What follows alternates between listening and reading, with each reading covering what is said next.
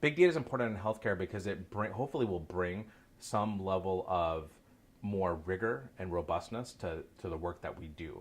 A lot of healthcare has been, um, you know, uh, people like to talk about it being evidence based, but that's not always what happens. And so, if you don't measure it, you don't know what you're going to get. And so, I think that's a big part of what big data can bring to the field.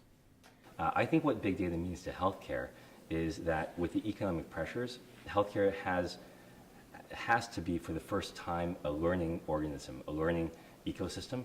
And I think that big data will allow us to find insight and produce value that will allow us to bend the cost and increase the quality of care.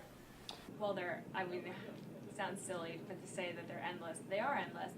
There's a lot that you can do to make it better for patients. So I like to say that an educated patient is an informed patient, is a healthier patient.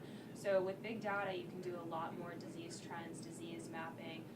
You can track outcomes more easily. You can coordinate care more easily. By having data applied to healthcare, patients can have access to it and they can be more informed. When they're more informed, they feel more empowered.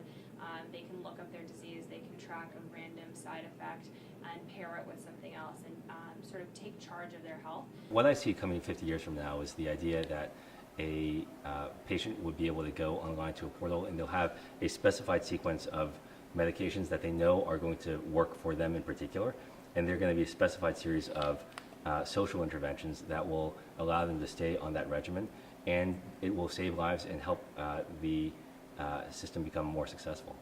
What I'm hoping is that we just have a lot more automation and things will become much more robotic as well. And so I think the hope for big data is that people will be able to spend time doing the things that they should be doing.